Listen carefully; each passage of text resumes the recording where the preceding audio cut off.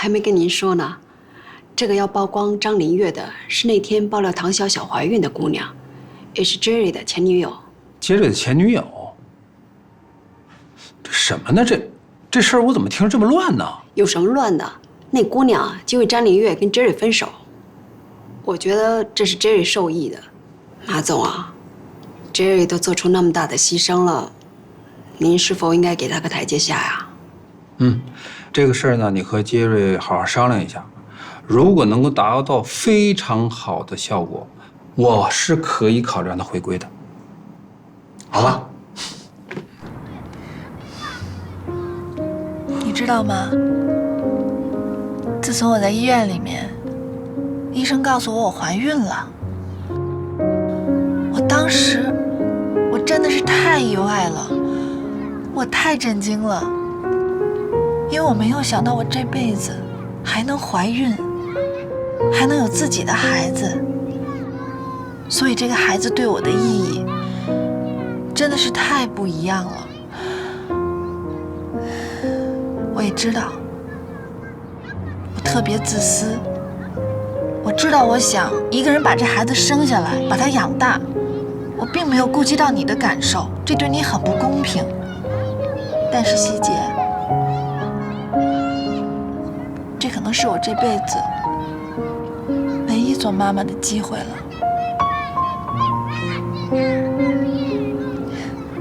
我本来吧，不想把这件事情告诉任何人的，但是我觉得那样的话，真的对你太不公平了，所以我觉得你有权利知道。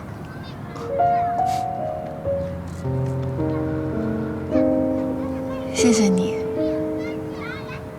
谢谢你。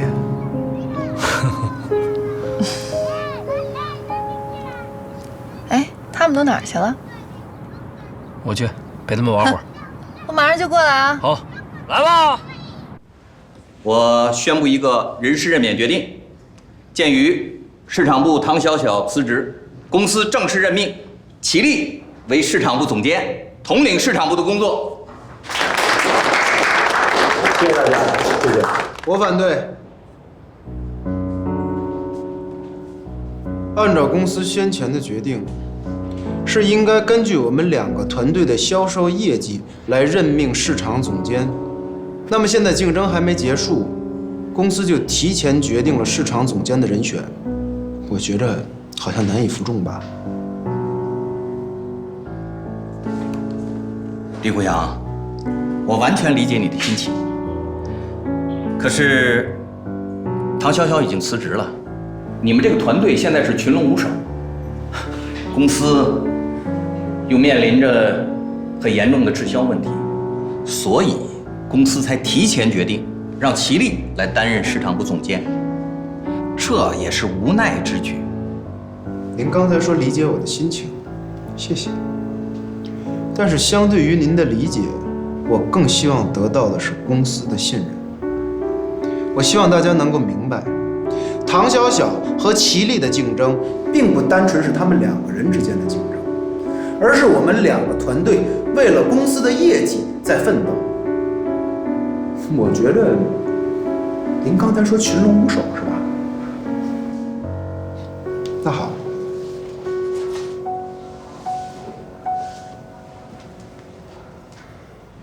我李谷阳非常愿意挑战我们团队组长的这个职务。胡闹，简直是胡闹吧你！这是拿公司的大事当儿戏。高总，您的学历比我高，您从业的时间也比我长，我相信您应该再清楚不过，一个企业之内两个团队之间的良性竞争，对这个企业的效益只有好处没有坏处。而且，我觉得相对于我的行为，那种根据一个人的性别就来决定职位的任免这种行为，我觉得才是儿戏，才是胡闹，是笑话。我们谈的是公司的工作，你扯那么远干什么？我跟您谈的就是工作啊。今天在座的，我看好像男性居多是吧？说白了，大家都是爷们儿。那好，我就说点爷们儿该说的话。10月怀胎，一朝分娩到底有多苦，我不知道，因为我没经历过。我相信在座的各位有很多也没经历过，但是你们可以回去问问你们的母亲，他们在怀你们的时候到底经受了多少痛苦。你们也可以回去问问自己的妻子，问问他们为了你们的事业，为了你们的家庭，为了你们的孩子，他们又付出了多少。你们再好好的问自己，如果是你们的妻子在职场上就因为她的性别，就因为她怀了孕就遭受别人的歧视，你们能不能接受？我跟您明说了吧，段总，要么公司开除我，要么我来担任我们团队的组长，我就用唐小小留下的那套营销方案，我到底看看能不能成。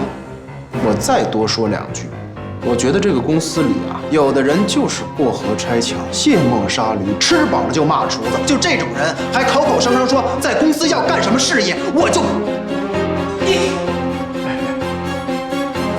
我的话讲完了，谢谢。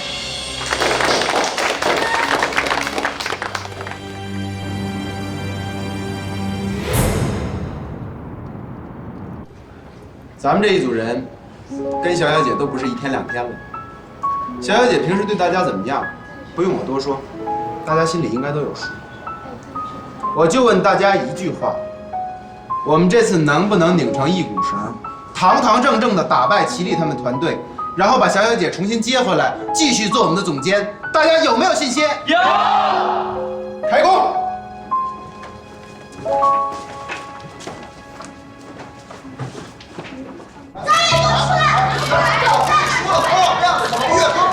我跟你说，你们两个再给我包庇他，我让你们俩吃不了兜着走。走开！我们包庇他干什么？出来！我们和我原来一起做生意，别拍了，别拍了，你们别拍了，行不行？我来拍了！下车这个人啊！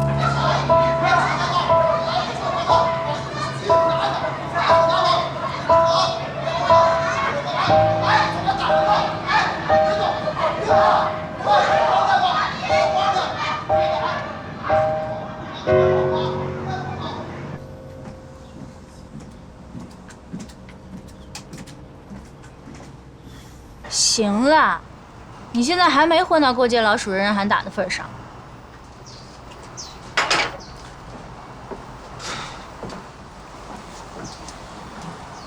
小晴，我承认我这人对感情不太专一，这点我对不起你。但你整人不能往死里整啊！是，这酒吧垮了是没什么，这就是我那俩小兄弟忽悠我投的。但是你想过一件事没有？你搞这么大，如果这件事让我爸知道，我以后就什么都没有了。你说那些干什么？以前的事我根本就不想提。我现在就想让你帮我个忙。你说吧。你不是又看上唐小小了吗？还豁着脸上相亲节目上去追人家了。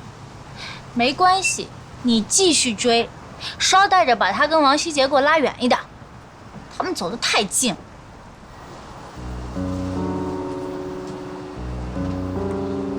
你搞这套就是为了要挟我破坏他俩，你好挽回王希杰是吧？没错。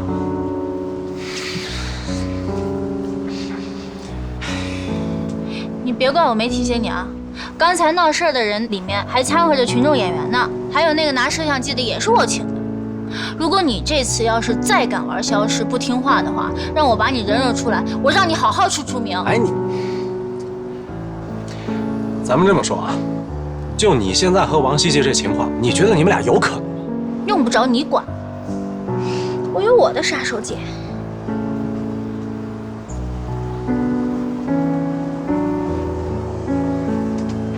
你真怀上了？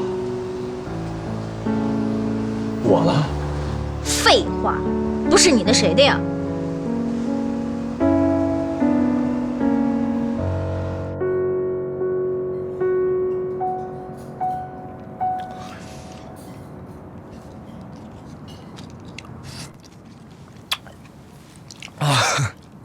你吃不动了？哎呀，哎，吃吧吃吧啊！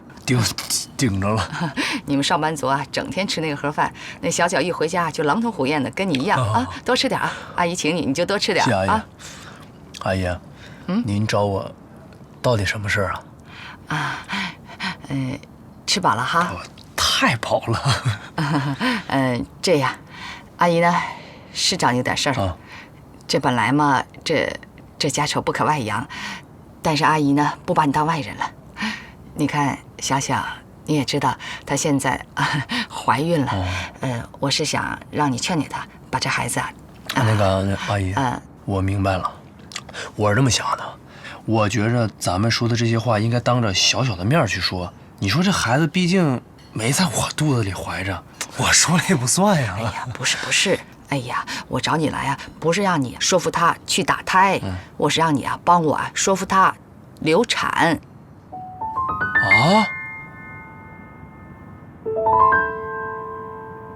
高慧儿，非常感谢你还能再回来。道歉的话再多说也没意思了，希望你心里不要有什么芥蒂，还能全心全意地帮我打理公司的事务。黄总，其实您叫少天，以后说你不说您，怎么样？在外面该怎么样就怎么样，私底下我愿意拿您当朋友。还您呢？对了，小小那边现在什么情况？这个我不是故意想问那些你不想回答的，我只是觉得吧，小小现在工作也没了，而且网上乱七八糟说他什么的都有，咱们得帮帮他呀。还有杰子也是，他俩真是惨到家了，你说可怎么办呢？现成的方法暂时也想不到，要不晚上咱俩去看看他们？对了，你们这个上班族不都是下了班喜欢去那个健身房，在那跑步机上那个溜达溜达吗？你让小小也去那个健身房，在那跑步机上颠吧颠吧啊！再有还有那什么跳绳，也颠吧颠吧。我明白您的颠吧颠吧是什么意思了，但是小小现在怀孕了，就是我让她去颠吧颠吧，她也不能去颠吧颠吧。那您说我还怎么让她去颠吧颠吧呀？是吧？你有车吗？有，不过是自行车。我说的就是自行车，你怎么可能有车呢？来，阿姨跟你说，你也算是小小的蓝颜知己吧。你总不能忍心看着她怀着孕，非要当那个什么单亲妈妈，执迷不悟吧？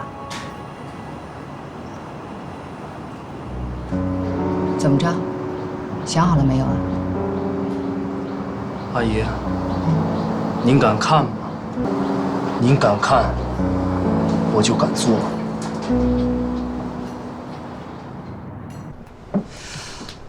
不好办呐，不好办。就是因为不好办，所以才来找你想想办法呀。你说就这么等着，眼瞅着俩孩子的婚事儿，这不就黄了吗？哎，有了啊！他们家老太太不是同意了吗？那就好办了呀。既然你承认那孩子是你们家希杰的，你可以交给他父母，直接去找老太太呀。我怎么我怎么说？我跟他说，那孩子是我们家希杰的。不能这么说，太不高明了。你呀，别这么说。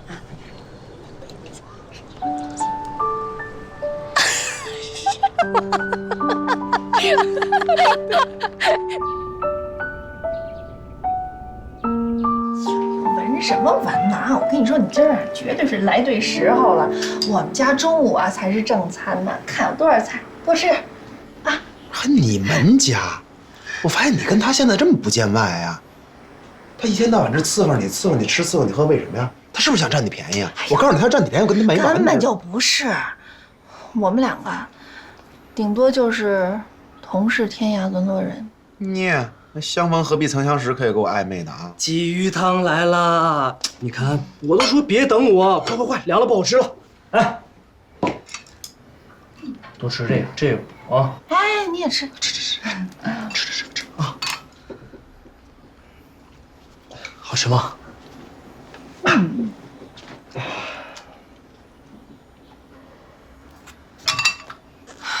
洋洋，我知道你是为了我好。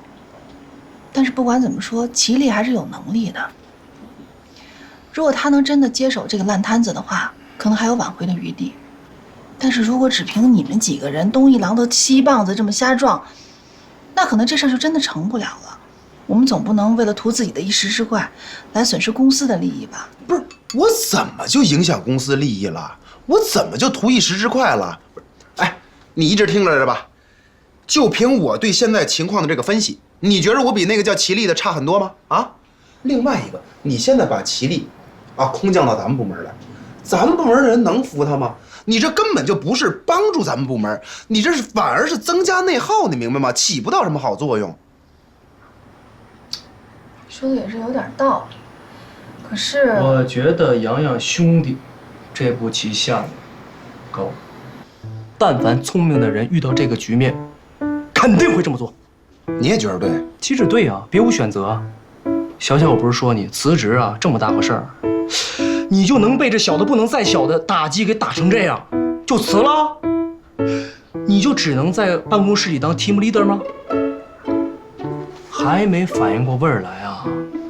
这就相当于慈禧垂帘听政。表面上看，洋洋兄弟代替了你的职务，但是所有的主意是咱们3个在这屋合计出来的。而且，虽然说你现在离职在家了，但是所有的主意还都是你拿，对不对？我就负责中间跑跑腿儿，只要这事做成了，最后所有功劳还都是你的。他们什么话也说不出来，这才叫真正的运筹帷幄，决胜千里，对吧？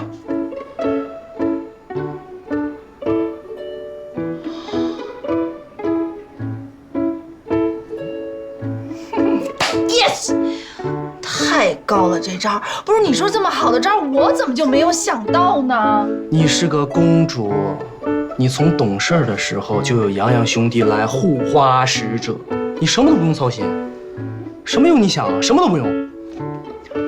哎，我不谦虚的说一句啊，就你们新车滞销的问题，如果咱们3个在这儿商量不出来的话，没有谁能解决这个问题。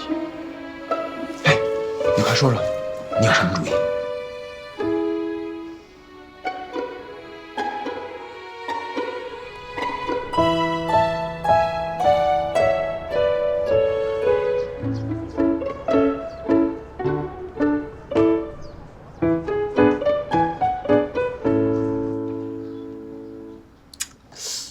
别说，你还真挺会拍马屁的。这洋洋吧，从来就没有看上你过。今儿可倒好，今儿就凭你说的那几句话，都恨不得认你当亲哥了。拍什么马屁啊？我这是传递正能量，这有心理依据的。我跟你说，但凡这种有点女性化，但是取向又正常的男人，特别希望人家夸他为顶天立地的纯爷们儿。真的假的呀？行了吧，你别臭美了。哎，你干脆把自己封为天下第一大忽悠得了。也行啊。切，别臭美了。哎，你要真有本事的话，去把我妈摆平啊。我差点忘了，你把这收拾一下啊。那个碗就别洗了啊，不能沾凉水。不是，哎，你干什么去啊？我有点事啊。别洗碗啊！什么事儿啊你？哎，我回告诉你。嘿，真是想起一出是一出哎。洋洋，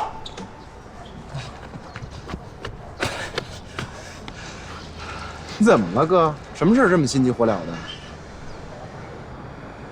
哥们儿，你得帮我一忙。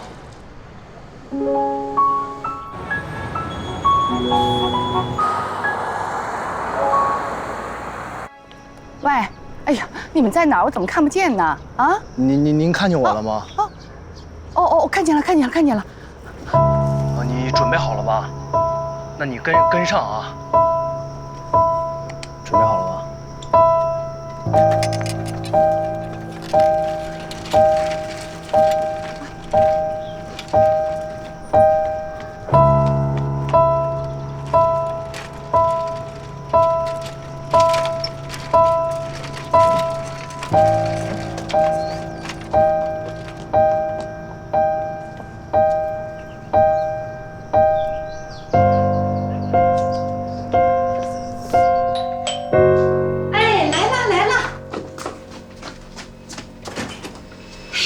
亲爱的王女，这家里没别人吧？啊，没有，都让我给打发出去了。好，快点，你点坐。好。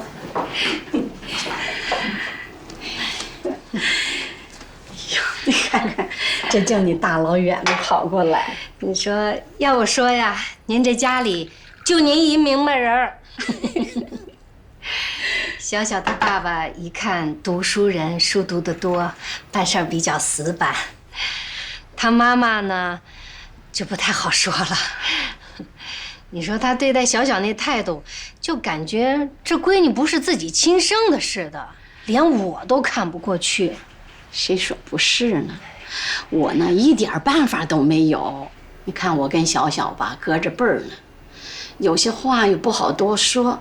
这眼下只能劝劝，根本做不了主。哎，这话您不能这么说。这俗话说得好，家有一老，如有一宝。您既然在这家里住，您说的话就得算数。虽然不能来硬的，那他们也得尊重您的意见。你看看这一家子，老的不听，小的更不听，光说啊没用。哎，其实今天叫你来呀，我就是想让你帮我出个主意，你看看我现在能做点什么。这样干耗着，急死人。我呀，倒是有一主意。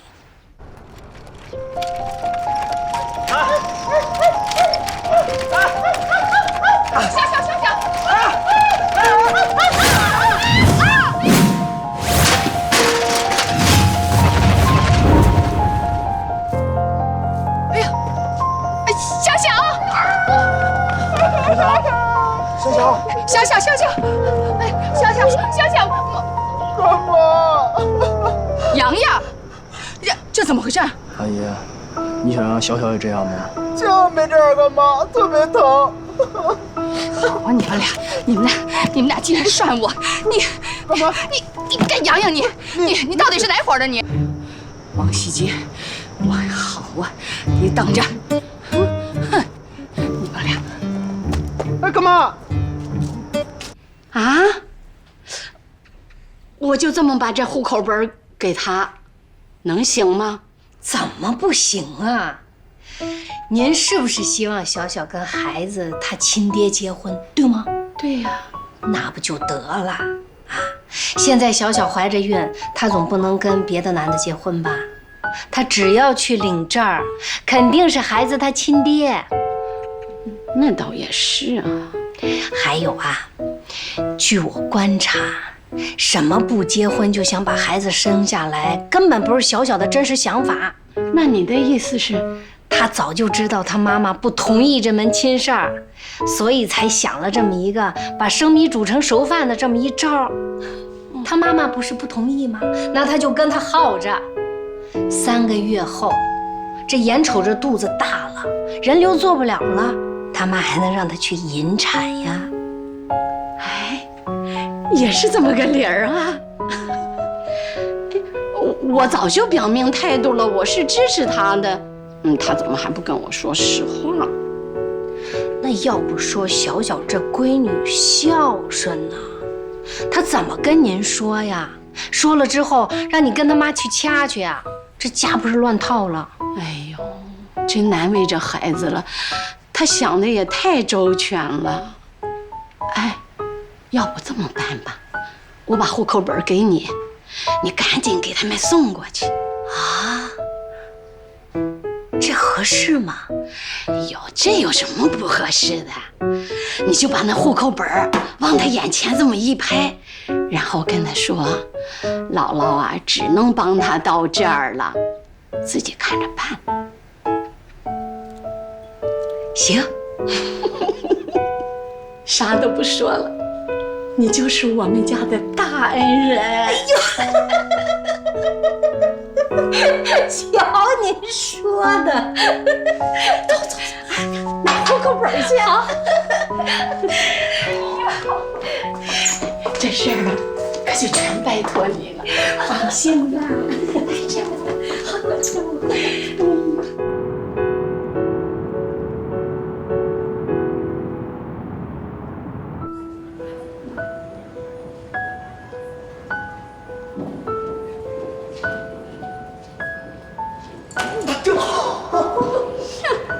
还不知道是你吗？打坏了。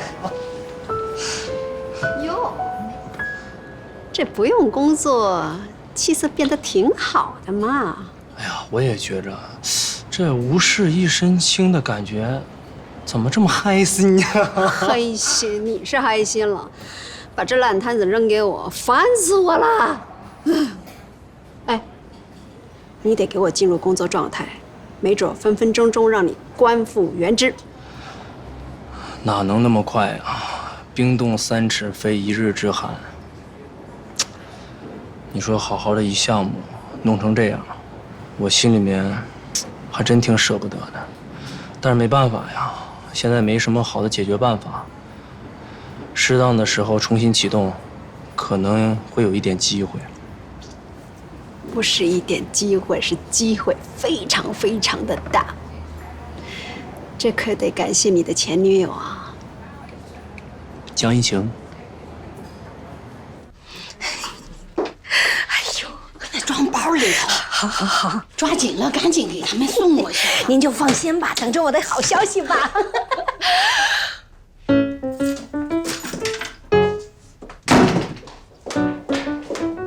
你怎么来了？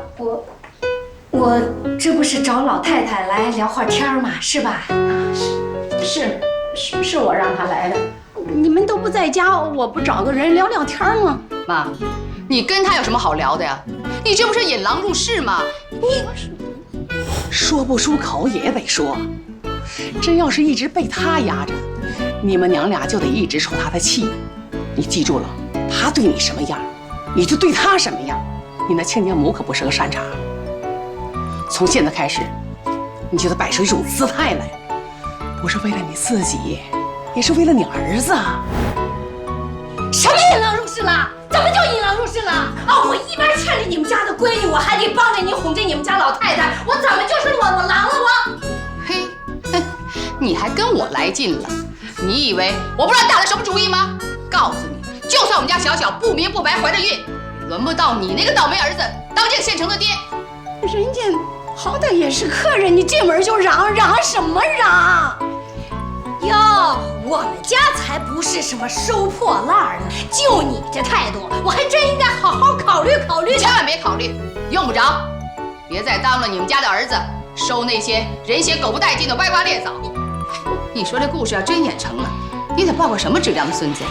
啊！你说话怎么这么难听啊？这是我家，难听你得听着。行了行了，有完没完你啊？你是说被张丽月伤害过的那些姑娘们已经写了公开信发到咱们网站上了？不仅如此啊，我还让公司的人设立一个举报邮箱。如果在将来的活动中有发现什么活动嘉宾有诸如此类的问题，只要举报，证据确凿，咱们还会给举报人一定的奖励。变被动为主动这方法好，但是我觉得做的不够彻底。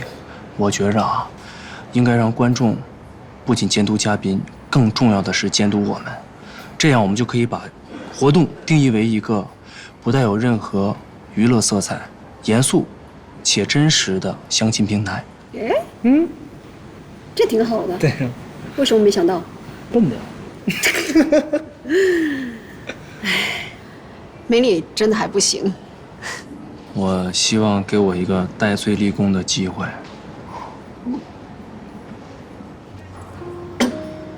这瑞啊，真的，这些天啊，没你在我眼前晃荡，我这生活和工作都缺了很多滋味儿。Jerry， 有些话我不知道该不该说，我怕说了你会不高兴。要是我的私生活的问题，就别说了啊。江一晴跟你分手之前就跟张丽月劈腿了。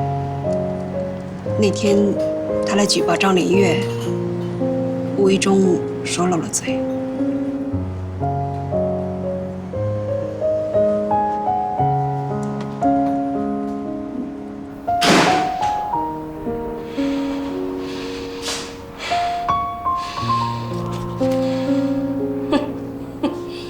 有了这个呀，迟早你得服软。妈，你说你能不能干点正事儿啊？你跟他瞎搭个什么呀？我跟你说啊，就这娘俩心眼多着呢。没心眼子能对付得了你啊？我和小小爸爸就是心眼儿太实了，所以这家里什么都你说了算。你怎么越说越离谱了？怎么还胳膊肘向外拐了？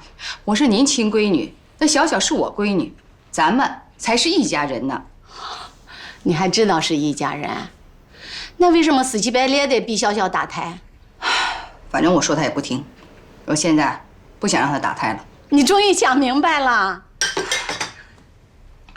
想明白了，我只好想办法让她流产了。啊？有你这么当妈的吗？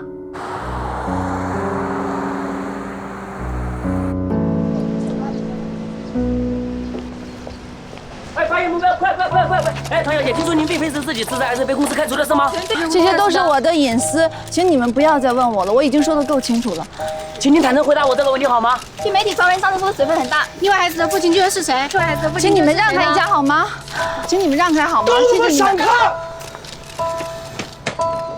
你们干嘛？啊？那么多正经的事你们不去采访，不敢报道，围追堵截一姑娘，有意思吗？有没有点底线？你们愿意把自己的私生活毫无保留地分享给大家吗？走，走，杰子，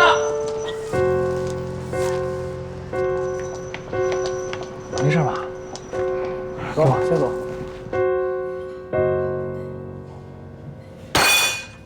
这帮捕风捉影的记者就是欠，什么事儿都跟他们有关系。小小，没事啊，哪天我给你雇俩保镖，鞍前马后跟你伺候着。谁要是再敢来骚扰你，直接给他腿打折，看他们谁还敢来。你太低估他们了。即使他们变成了铁拐李，娱乐精神也不能丢。行了，你们俩就别拿我开玩笑了。反正他们今儿来的这一出啊，还真把我吓了一跳。但这样下去也不是办法呀，咱们一定得想个好方法。我觉得吧，小小还是得亲自站出来表个态。虽然说你上次离职的时候接受过一次媒体采访，但是那次毕竟不是很正式。哎，杰子，就你们那悲催的活动还办吗？依我看，小小干脆就拿出点从哪儿跌倒就从哪儿爬起来的勇气，干脆在你们那活动上把事儿说明白得了。这个办法不好，我觉着慎着。为什么呀？你想啊，现在有多少的小明星、大模特，他们削尖了脑袋要往新闻的头版头条上扎，怎么扎都扎不进去。他们从青春期等到了更年期，即使扎上了，转瞬即逝。小小不是这行业的，他现在只要做到闭嘴、低调、不回应，慢慢的关注度下降，他又回到了不被打扰的生活状态。哎，想起来就觉得美好。什么时候才能回到那样的生活呢？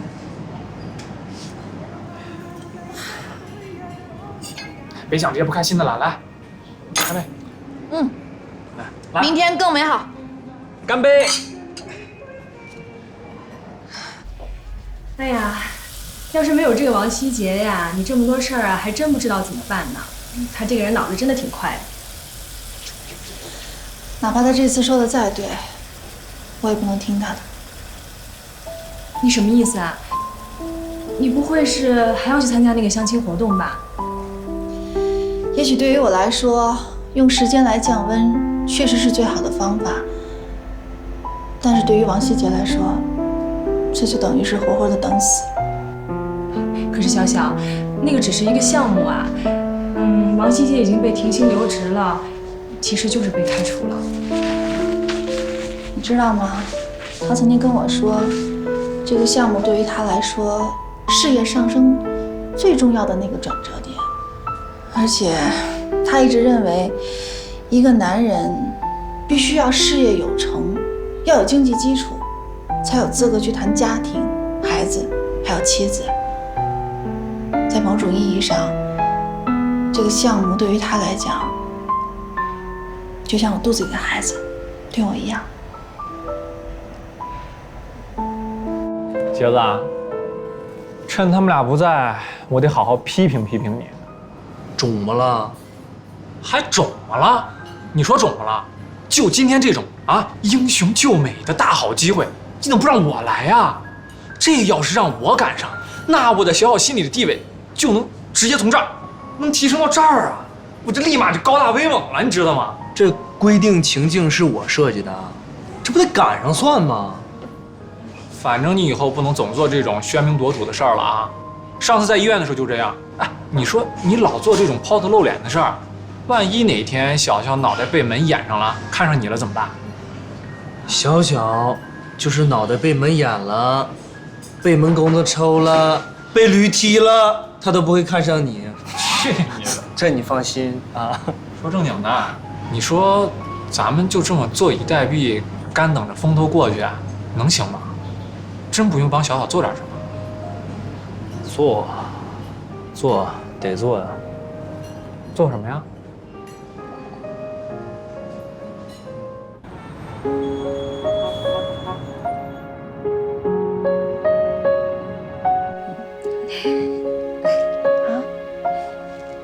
这个啊，阿姨，这我们家户口本怎么跑您那儿去了？妈，您去小小家偷的吧？阿姨，这做假证这可是违法的，您做我们家户口本干嘛呀？别弄！这当然是你们家里人给我的呀，我还能真去偷呀？小小，你第一次来我们家，阿姨还得送你一份大礼呀。阿姨，是不是我姥姥给您的呀？哎呦，还是你孝顺呐，知道姥姥心疼你哈。姥姥说了，她呀，只能帮到你这儿了，你呢自己看着办。我自己看着办，我怎么看着办呀？阿姨，其实我跟我家人已经都说好了，我不结婚。接不接的，你也先拿着。这可是阿姨冒着你妈的枪林弹雨给拿出来的，万一你改变主意了呢？啊，想和孩子他爹去把证儿领了，那直接奔着民政局就把事儿办了吗？行了，妈，您还嫌小小不热闹了？您藏这事儿干什么呀？你是我干什么？你心里不清楚呀？不是妈，不是您的意思是？你拿户口本被小小妈看见了，那她来找我，我就为我废了。我说过我被小小妈妈看见了吗？您这样能不被看见吗？你急什么呀？你妈什么时候拖过你后腿？哎呦，你把钱还少拖。行了，你吓坏他了。没事没事，你那么大声干什么呀？就你，我妈声大。没事，我胆儿大，阿姨。小小呀，是这样的，你妈妈呢只知道我去过你们家，姥姥把户口本给我这事儿啊，只有我和姥姥知道。我妈就把自己当外人。行，本来就不是外人。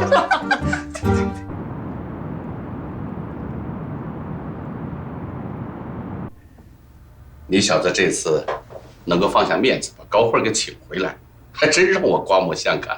还说呢，这不都怨您呐？人家高慧多善良多老实一姑娘，您没事非让人家玩什么潜伏，上个班都差点没上崩溃了。那还不是因为你小子不靠谱吗？幸亏我让高慧看着你一点，要不然呢，还不知道你会惹多大的麻烦。哎呀，爸，这不都过去的事儿了吗？您甭总翻旧账，有意思没意思呀？不过，这高慧是真不错，她在的时候我还真没觉着，她这一走吧，好多事儿我还真玩不转了。哎，我多句嘴啊！啊，那个唐小小，现在怎么个情况？你小子不会还在打别人主意吧？我怎么打人家主意了？我那叫为他排忧解难，哎呀，您是没看见，昨天那些小道记者啊，全都涌到人家门口去了，那叫一个惨无人道。要我说，人家姑娘怎么了？人家不就是怀个孕吗？他们至于的吗？真是。爸。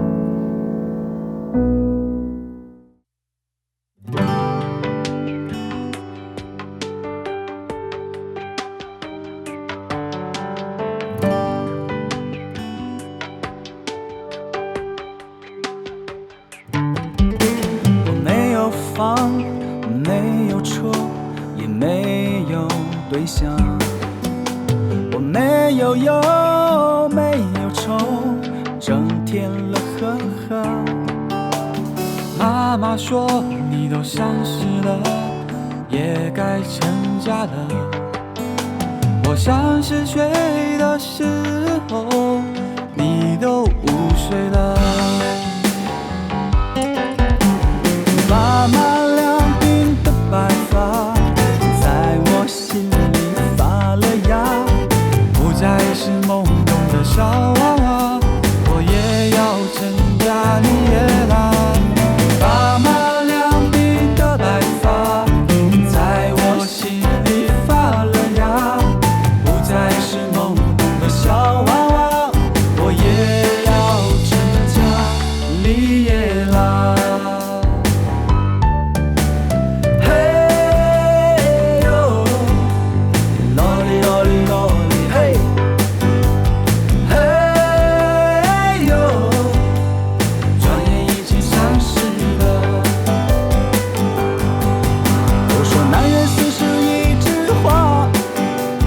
男人30是奇葩，男人30要立业，还要娶个7、5成的家。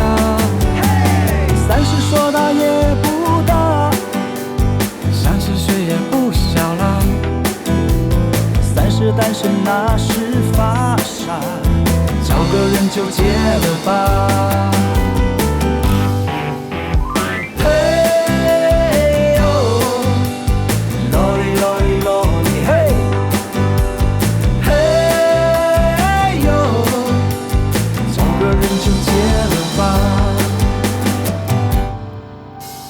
大家赶紧结了吧。